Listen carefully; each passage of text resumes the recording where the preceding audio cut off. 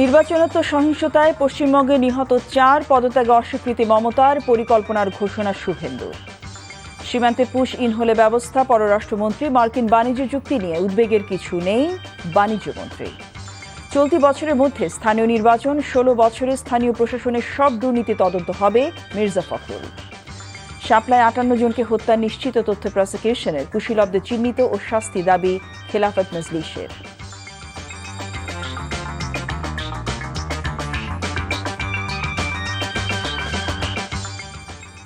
আসসালামু আলাইকুম, জসিন্তা জিনিয়া স্বাগত জানাচ্ছি এনটিভির রাতের খবরে। ক্রাউন সিমেন্ট শিরোনাম দেখছিলেন, এবার পুরো খবর। নির্বাচন পরবর্তী সহিংসতায় উত্তপ্ত ভারতের পশ্চিমবঙ্গ রাজ্য। আবির শেখ নামের এক তৃণমূল কর্মী সহ খুন হয়েছেন অন্তত 4 জন। নির্বাচনে ভরাডুবির পরও পরাজয় মেনে নিতে অস্বীকার করেছেন বিদায়ী মুখ্যমন্ত্রী মমতা বন্দ্যোপাধ্যায়। এদিকে নতুন সরকারের লক্ষ্য ঘোষণা করেছেন শুভেন্দু অধিকারী। আরও জানাচ্ছেন ফারুক হোসেন।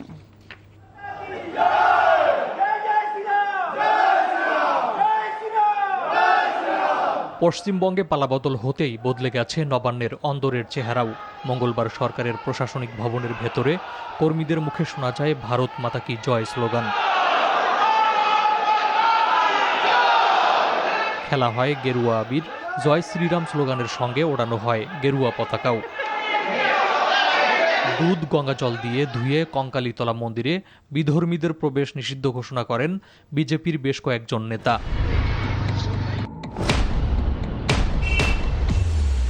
এদিকে ভোট পরবর্তী সহিংসতায় উত্তপ্ত হয়ে উঠেছে পশ্চিমবঙ্গ।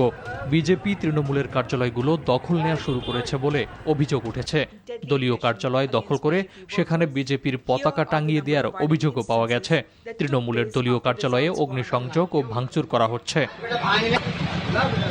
বীরভূমের নানুরে আবির শেখ নামের একজন তৃণমূল কর্মী খুন হয়েছেন। ভুক্তভোগীর পরিবারের অভিযোগ, আবিরকে রাস্তায় একা পেয়ে বিজেপি কর্মীরা তাকে ঘিরে ধরে ধারালো অস্ত্র দিয়ে কুপিয়ে খুন করে। হাওড়ায় এক বিজেপি কর্মী হত্যার অভিযোগ উঠেছে তৃণমূলের বিরুদ্ধে। এ নিয়ে বেশ কয়েকজন খুনের শিকার হলেন। বিধানসভা নির্বাচনে ভরাডুবির পরও হার অস্বীকার করেছেন বিদায়ী মুখ্যমন্ত্রী মমতা বন্দ্যোপাধ্যায়। মঙ্গলবার সাংবাদিকদের মুখোমুখি হয়ে পদত্যাগ না করার ঘোষণা দেন তিনি। কেন, কিসের জন্য? আমরা তো হারিয়ে নিয়ে যাবো। হারলে আমি যদি শপথ দিতে যেতাম তাহলে আমি রেজিগনেশনটা করতাম। এখন তো কোয়েশ্চেন ডাজন্ট অ্যারাইজ।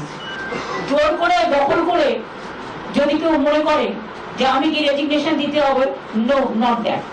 মমতার অভিযোগ, সিসিটিভি বন্ধ করে সাখাওয়াত স্কুলে গণনা কেন্দ্রের মধ্যে তাকে লাথি মারা হয়েছিল। বিজেপির নতুন সরকারের মুখ্যমন্ত্রী কে হবেন তা এখনও আনুষ্ঠানিকভাবে ঘোষণা করেনি গেরুয়া শিবির।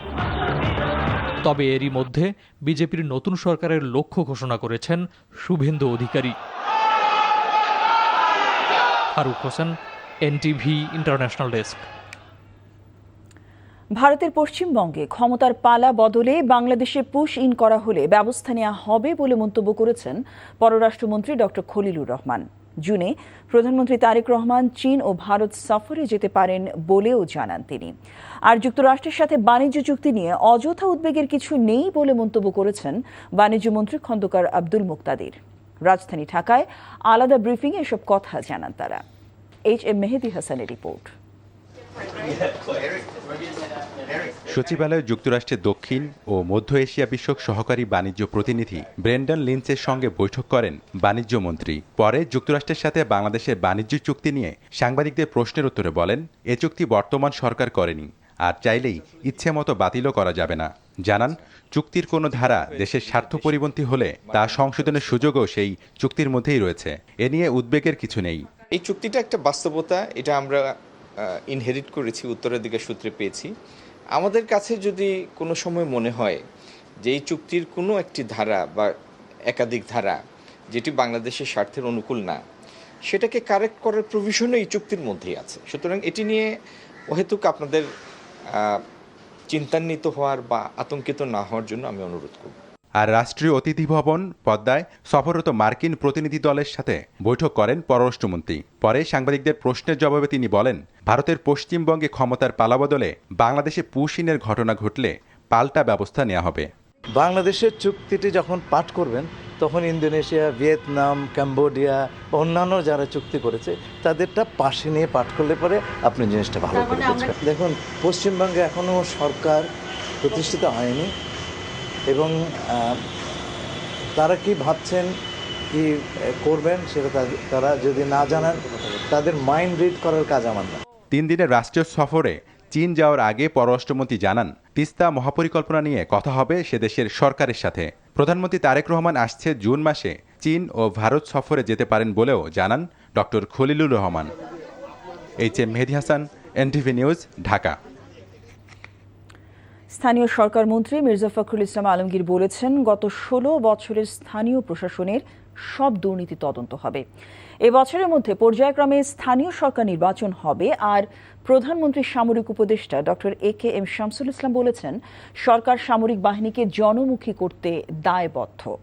পররাষ্ট্র প্রতিমন্ত্রী জানিয়েছেন, ভারতের পট পরিবর্তনে বাংলাদেশের বৈদেশিক নীতি পরিবর্তিত হবে না। জেলা প্রশাসক সম্মেলনের 3য় দিনে তারা এসব কথা বলেন। নিয়ামুল আজিজ সাদেকের রিপোর্ট। রাজধানীর ওসমানী স্মৃতি মিলনায়তনে ডিসি সম্মেলনের 3য় দিন। কর্মসূচির প্রথম সেশনে ডিসি ও বিভাগীয় কমিশনারদের সঙ্গে বৈঠকে বসেন প্রতিরক্ষা সংশ্লিষ্ট কর্মকর্তারা। প্রধানমন্ত্রীর প্রতিরক্ষা উপদেষ্টা বলেন, সরকার পেশাদার ও দেশপ্রেমী উদ্বুদ্ধ হয়ে আরও শক্তিশালী সামরিক বাহিনী গঠনে বদ্ধপরিকর। ডিসিরা সামরিক বাহিনীর মাঠ পর্যায়ের ভূমিকা নিয়ে সন্তুষ্ট। আমাদের সরকার যে দায়বদ্ধতার অবস্থান থেকে সশস্ত্র বাহিনীকে জনগণমুখী বাহিনীতে পরিণত করার জন্য জেলা প্রশাসকদের যে অবস্থান থাকার কথা, সেই দিক নির্দেশনা আমি তাদেরকে দিয়েছি। প্রত্যেকটা জেলা প্রশাসক আমাদের প্রতিরক্ষা মন্ত্রণালয়কে ধন্যবাদ জানিয়েছে যে তারা আমাদের সেনাবাহিনী যেভাবে তাদেরকে সহায়তা দিয়েছে সেটা আসলে যুগান্তকারী। জ্বালানি ও বিদ্যুৎ মন্ত্রী ইকবাল হাসান মাহমুদ বলেন, কৃত্রিম জ্বালানি সংকটের হোতাদের খুঁজে বের করা হবে। সরবরাহ অনুসারে লোডশেডিং হওয়ার কথা নয়। 7 দিনের মধ্যে আবার লোডশেডিং শেষ হয়ে যাবে। এখন কোনো লোডশেডিং কোথাও নাই। যদি কোথাও বিদ্যুৎ না থাকে তাহলে লাইনের ফল্টের জন্য বিদ্যুৎ থাকে না। কিন্তু আমাদের যে জেনারেশন আছে সেই জেনারেশন দিয়ে আমরা লোডশেডিং মুক্ত রাখতে পারছি। পরে প্রতিমন্ত্রী ইশরাক হোসেন বলেন, আওয়ামী লীগ আমলে মুক্তিযোদ্ধা মন্ত্রণালয়ে যেসব দুর্নীতি হয়েছে তার তদন্ত হবে। আর পররাষ্ট্র প্রতিমন্ত্রী বলেন, ভারতের অভ্যন্তরীণ রাজনৈতিক পট পরিবর্তনে বাংলাদেশ নীতির কোনো পরিবর্তন হবে না। ভারতের নির্বাচন ভারতের অভ্যন্তরীণ ব্যাপার। আমাদের বাংলাদেশ প্রথম বা বাংলাদেশ ফার্স্ট নীতিতে আমাদের ফরেন পলিসি, সেটা যেই সরকারই আসুক না কেন সেই সাথে আমাদের ফরেন পলিসি পরিবর্তন হবে না। আমরা বলেছি যে এই দুর্নীতি বা এই অনিয়মগুলার আগামীতে আমরা সেগুলা সুষ্ঠু তদন্ত করব এবং ভবিষ্যতে যাতে এটার রিপিটেশন না হয় কোনো সময়, সেটাও আমরা নিশ্চিত করব। সর্বশেষ স্থানীয় সরকার মন্ত্রী বলেন, এই বছরে স্থানীয় নির্বাচনগুলো করতে চান তারা। বিগত সরকার আমলে স্থানীয় পর্যায়ের সব দুর্নীতির তদন্ত হচ্ছে। গত 16 বছরে ইনফ্যাক্ট স্থানীয় সরকারের যে মূল যেটা একটা কমিউনিকেশন যেটাকে বলি, এই জায়গাটা অনেক ক্ষতিগ্রস্ত হয়েছে। সবচেয়ে দুর্ভাগ্যজনক হচ্ছে যে ব্যাপক আপনার দুর্নীতি হয়েছে। সেই বিষয়গুলো আমরা আমাদের মন্ত্রণালয়ের তরফ থেকে আমরা তদন্ত করব। Niyamul Aziz Sadiq, NTV news, Dhaka. দ্রুত সময়ের মধ্যে স্থানীয় সরকার নির্বাচনের দাবি জানিয়েছেন জাতীয় নাগরিক পার্টির মুখপাত্র আসিফ মাহমুদ। রাজধানী বাংলা মোটরে দলটির প্রধান কার্যালয়ে ওয়ারিয়ার্স অফ জুলাইয়ের সদস্যদের এনসিপিতে যোগদান অনুষ্ঠানে তিনি এ দাবি জানান। তিনি স্থানীয় সরকারের মেয়র পদে দলীয় নেতাদের প্রশাসক হিসেবে বসানোর সমালোচনা করেন। এনসিপিতে বিএনপি সিনিয়র নেতারাও যোগ দেওয়ার আগ্রহ প্রকাশ করেছেন বলে জানান তিনি। বলেন, সরকার ধীরে ধীরে ফ্যাসিবাদী কর্মকাণ্ডে লিপ্ত হচ্ছে।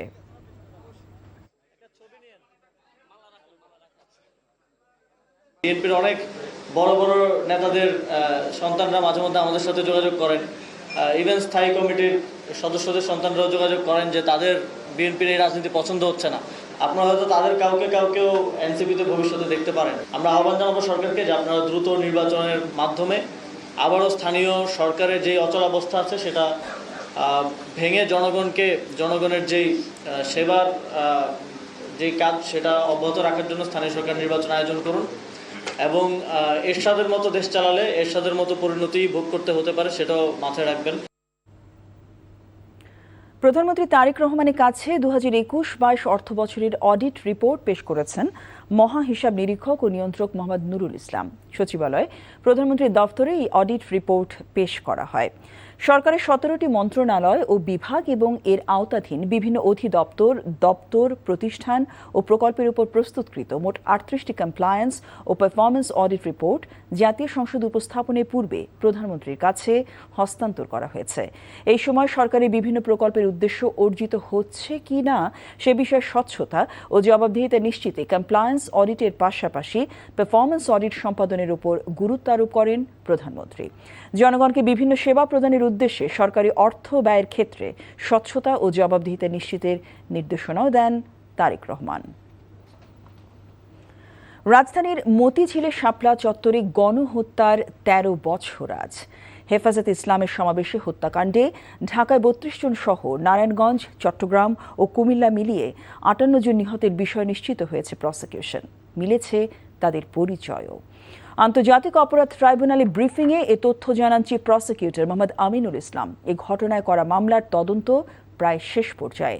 তৎকালীন সরকার প্রধান শেখ হাসিনা সহ 30 জনকে অভিযুক্ত করে প্রতিবেদন দাখিলের প্রস্তুতিও চলছে বলে জানান চিফ প্রসিকিউটর। 2013 সালের 5 মে মতিঝিলের শাপলা চত্বরে হেফাজতে ইসলামের মহাসমাবেশে এক নারকীয় হত্যাযজ্ঞ চালায় তৎকালীন আওয়ামী লীগ সরকার। 7 জুন বিচারপতি গোলাম মুর্তুজা মজুমদারের নেতৃত্বাধীন ট্রাইব্যুনাল 1-এ এই মামলার প্রতিবেদন দাখিলের জন্য দিন ধার্য রয়েছে। সব মিলিয়ে আমরা এই পর্যন্ত প্রায় 58 জনের নিহত হওয়ার ঘটনা আমরা শনাক্ত করতে পেরেছি। তাদের পরিচয় আমরা পেয়েছি। কয়েকজনের পোস্টমর্টেম রিপোর্ট তৎকালীন সময় হয়েছে, অধিকাংশ হয়নি,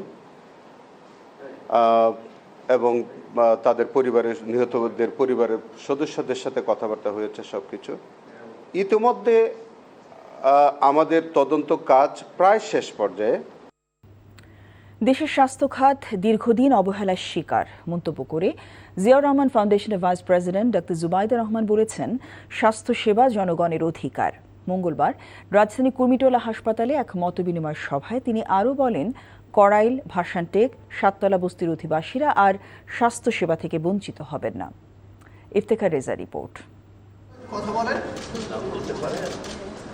প্রান্তিক মানুষের উন্নত ও যথাযথ চিকিৎসা সেবা নিশ্চিতে রাজধানীর কুর্মিটোলা জেনারেল হাসপাতালে 50 শয্যার আইসিইউ কার্যক্রমের উদ্বোধন করেন ডাক্তার জুবাইদা রহমান।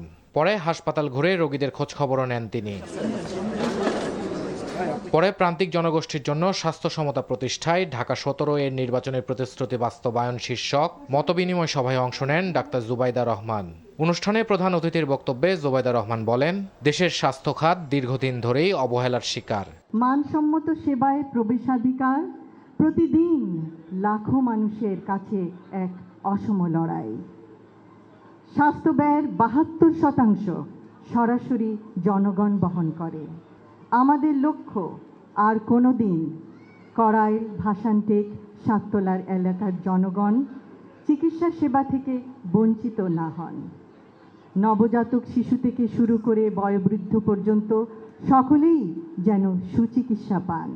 এ সময় স্বাস্থ্যমন্ত্রী এবং তথ্য ও সম্প্রচার মন্ত্রী বলেন, দায়বদ্ধতার রাজনীতির নতুন মেরুকরণ করতে চান প্রধানমন্ত্রী। সকলের জন্য সুস্বাস্থ্য নিশ্চিত করাই সরকারের জন্য চ্যালেঞ্জ বলে জানান তারা। সকলের জন্য সুস্বাস্থ্য, এটা আমাদের মাননীয় প্রধানমন্ত্রীর একটা চ্যালেঞ্জ। আমাদেরকে ইন্টিগ্রিটির সাথে, অনেস্টির সাথে জনগণের সেবা করতে হবে। অনেস্টি শুধু ফিনান্সিয়াল অনেস্টি না, আমাদের আচার আচরণে অনেস্টি থাকতে হবে।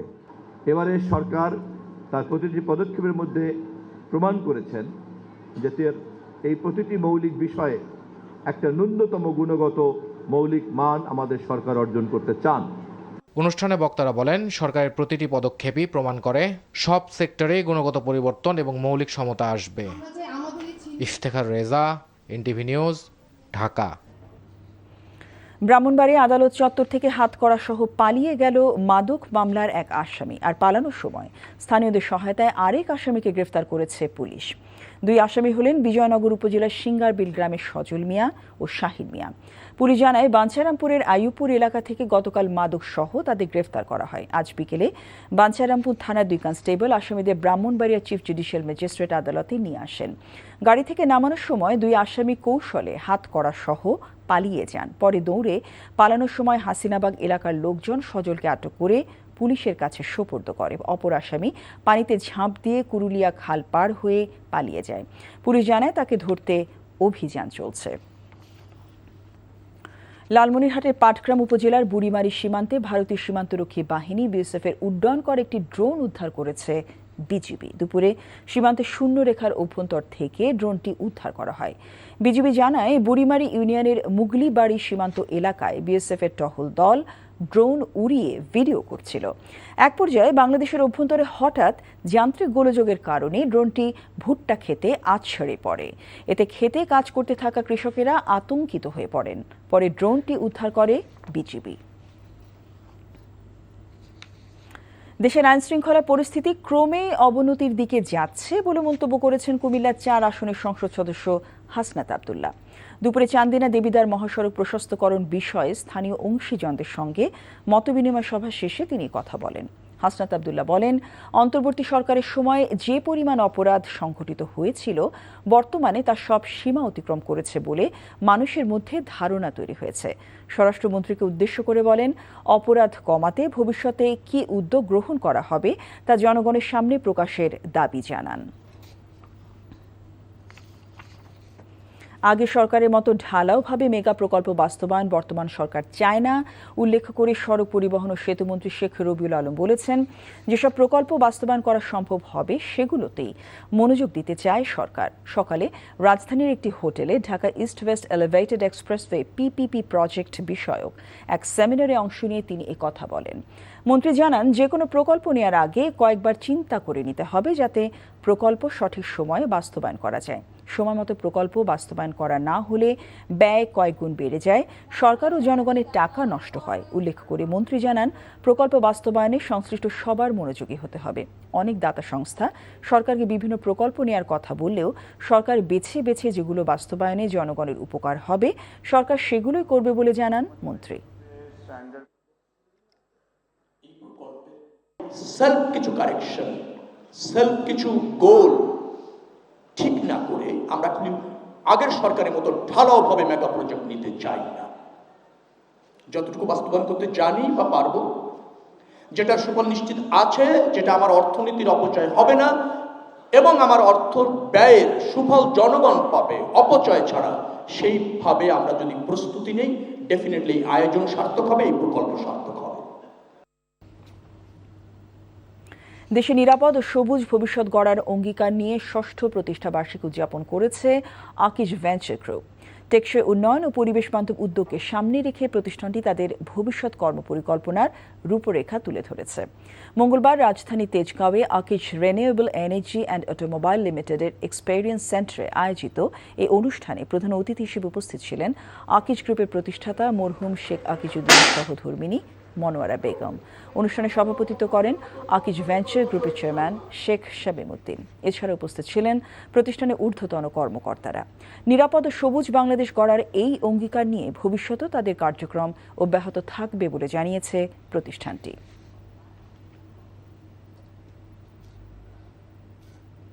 শিক্ষার মান উন্নয়নে বেসরকারি বিশ্ববিদ্যালয়গুলোতে সব ধরনের সহযোগিতা অব্যাহত থাকবে। পাশাপাশি ইউজিসি এবং প্রাইভেট বিশ্ববিদ্যালয়গুলোকে একসাথে সমন্বয় করে কাজ করার তাগিদ দেন শিক্ষামন্ত্রী এহসানুল হক মিলন। রাতে রাজধানী ঢাকায় এক মিলনায়তনে দেশের বেসরকারি বিশ্ববিদ্যালয়গুলোর উচ্চশিক্ষায় অবদান, ভবিষ্যৎ করণীয় এবং জাতীয় লক্ষ্য অর্জনে যৌথ কর্মপরিকল্পনা প্রণয়নের লক্ষ্যে মতবিনিময় সভায় এসব কথা বলেন তিনি। ইউজিসিতে বেসরকারি বিশ্ববিদ্যালয়ের কর্মকর্তাদের যুক্ত করা হবে জানিয়ে তিনি বলেন, বেসরকারি বিশ্ববিদ্যালয়গুলো স্বাধীনভাবে কাজ করার সুযোগ করে দেয়া হবে, তবে এমন স্বাধীনতা নয় যেখানে হোলি আর্টিজানের মতো ঘটনা ঘটানোর মতো শিক্ষার্থী তৈরি করা হয়। পাশাপাশি সবার পরামর্শ নিয়ে সরকার কাজ করবে বলে জানান তিনি। সভায় বিভিন্ন বেসরকারি বিশ্ববিদ্যালয়ের উপাচার্য, শিক্ষক, শিক্ষাবিদ ও সংশ্লিষ্ট খাতের প্রতিনিধিরা উপস্থিত ছিলেন। যদি সিরিয়াসলি মনিটরিং করতে থাকি তাহলে এই বিশ্ববিদ্যালয়গুলো আগামী দিনে কাজ করতে পারবে না। Let them have their own freedom. এমন ফ্রিডম দেব না আবার হোলি আর্টিজান যেন না হয়। We must remember that. No way to miss this point. It's unbelievable. The private university became a Jongi Karkhana. So we must address that too. That is the way of the government. Government must regulate the private university.